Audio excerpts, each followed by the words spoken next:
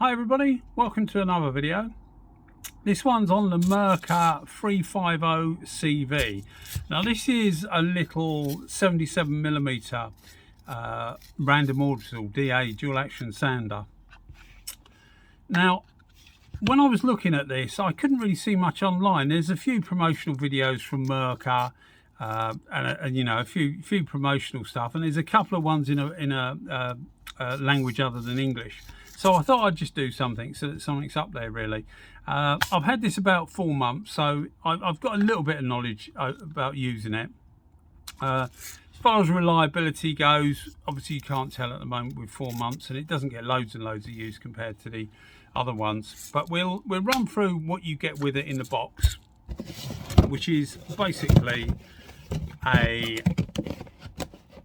if anybody knows what this is for, I don't know what it's for, but it comes in the bottom of the box. I think it's just to protect it, but it might be something else, because it looks like it might need to be something else, because it's quite over engineered for the bottom of a box.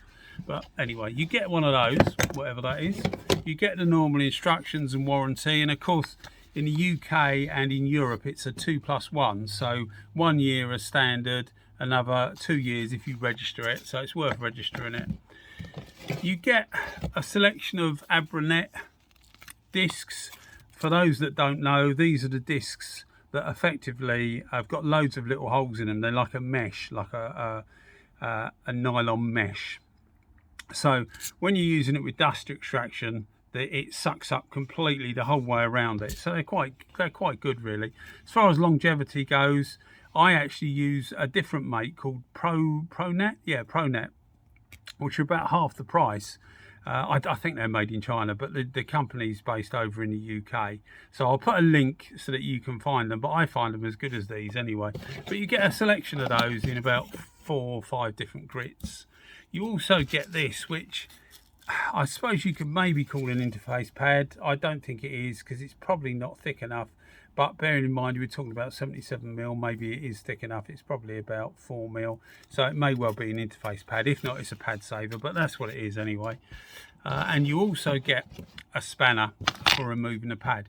Now we come to the pad straight away, because when I first got it, it was picking up, and by picking up I mean it was trying to seize just here. If you can see just this part here. Now this effectively, this part here seals around this pad to allow it to give good dust extraction, because it comes through this part here, through this port here, and out through your normal vacuum cleaner or dust extractor, whatever you've got. And it was picking up, so it was starting to slow down. It would run and start to slow down under its own speed. So if you push that in there, I've already undone it, and loosen that off, you'll see that as standard the pad comes with a small little nylon type washer, nylon Bakelite type washer, and it's just not thick enough. Now I know a couple of people have had similar problems with these, and I think you can see just here where it's been trying to pick up when I first got it, which is no good. It's just a pain really. So I just literally put a little washer. Where's the lens? There it is. I just literally put a little washer, thin metal washer, on the top there, and put it back on. And all it does is sit against this interface here, and it just stops this bit here rubbing this bit here. It still allows it, if I can get this in, as you can see, it still allows it to be close enough to not affect the dust extraction at all, but now it keeps a good speed. So for a 300, and I paid actually 330 quid for this, but sometimes they can go for like 390 quid. If you're paying that much for a sander, you don't really want to be doing that, do you? It's yeah, whatever, but you know, it's not good really. So what's it like to use? Well, it's actually really good. One thing I would say is this is a 5mm orbit, and I would go, if I had my time again, I would go for a 2.5, and that's simply because when we got some video footage which we'll run up and show you. But you can see here, because this is a relatively small pad, the 5mm is the throw. It's the size of the orbit. So a 2.5 will move out 2.5mm, and a 5mm will move out obviously 5mm. So if you've got it up against something like that, and you're trying to get right into the edge, because it's such a big throw, it throws it off. And of course, this is obviously moving at a bit of speed. It keeps throwing it off. So I found that a bit disconcerting. You do get used to it, but a 2.5, in my opinion, would be much better for intricate stuff. If it's flat, then obviously you don't need to worry about it. But if it's flat, then you can make do with a full size one.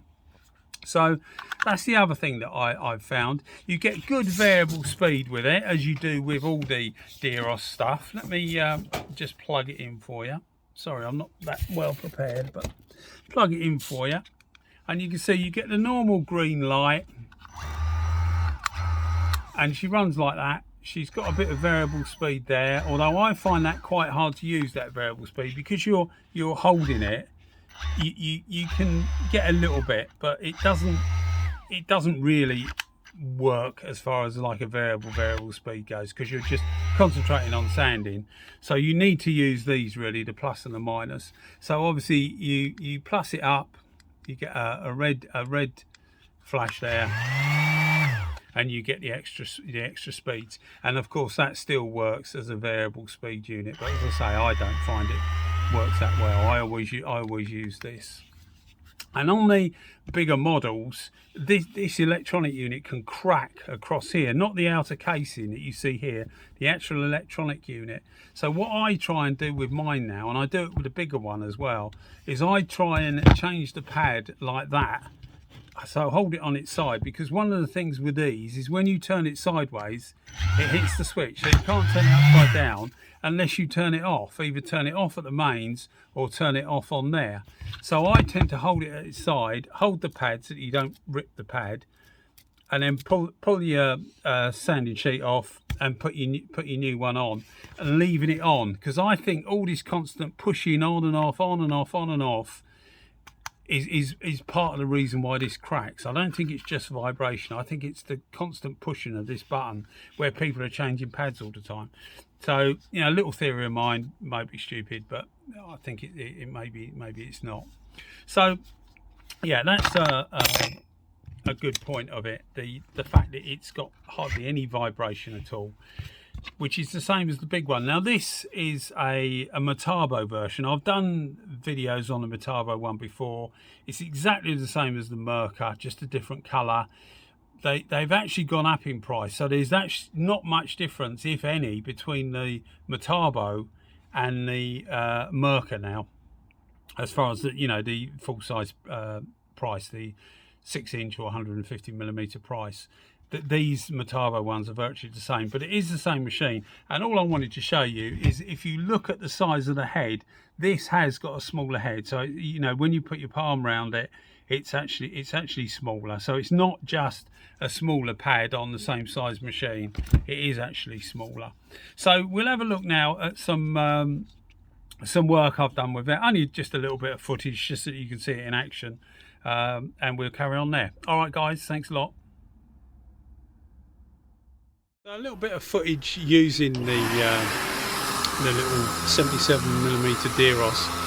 And as you can see, for me, doing things like bike tanks and things like that, it's ideal for these little harder to reach out edges, where a big sander is just too big really. So I use it in conjunction with a 6-inch or 150mm sander.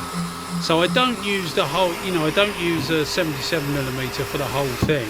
You can do, it's quite possible to do it, but I would suggest not to, because it takes longer and it will get quite expensive as well, because the pads are still quite expensive for a small sander, and it doesn't cover anywhere near the area. One of the things you'll notice on this, which is the same as with the larger Deros, or in my case the Metabo, as I say, they're exactly the same machine, is you'll notice the dust extraction works very, very well. It really does take it all away. And if you use these, the Pronet discs, where they're well, like I was saying, they're a complete nylon mesh. The dust extraction is exceptional. It really, really is good. It would depend obviously on your dust extractor as well, but as you can see, it leaves just a small film on the edge of it. And this is where I was saying it's quite awkward, because with a 5mm throw, when you're doing little bits like this, it tends to bounce it off the edge. Now I have got used to it, so you will see the way I'm doing it now. There's a reasonable amount of control, but when I first got it, it was bouncing around quite a lot, and I still maintain that a 2.5 is going to be a better bet for doing little stuff like this, you know, more intricate stuff. And let's face it, that's going to be one of the reasons why you buy it, really, to do the more intricate stuff. And something like this, where I'm just literally doing a small area, there's a small dent in this tank, so I've just literally filled it out and just taking the filler off. And something like this is absolutely ideal. It doesn't overdo it at all, and you find it really, really nice to use in the hand. And the lack of vibration is really noticeable as well, and you notice that on the other Mirka when you've used other sanders for a long time, which I had before I invested like £300 odd in a DA sander. I was using Metabo ones actually, but they were about £80. SXE 150 I think they're called, and they're actually quite a good competent sander. And also Makita make a little cordless one, a little 18-volt one that I've got and use. And I did all right with them, and that they were really quite nice. But when you have something like this, it's like the difference between a Rolls Royce and an old Skoda. No disrespect to Skoda, because I know they're very good cars these days, but like an old Skoda, you know, it's quite different. So once you're used to doing using something like this, it really does make it rewarding. So it's a really good sander to use, and it's a good sander to have in your arsenal. Do I regret buying it?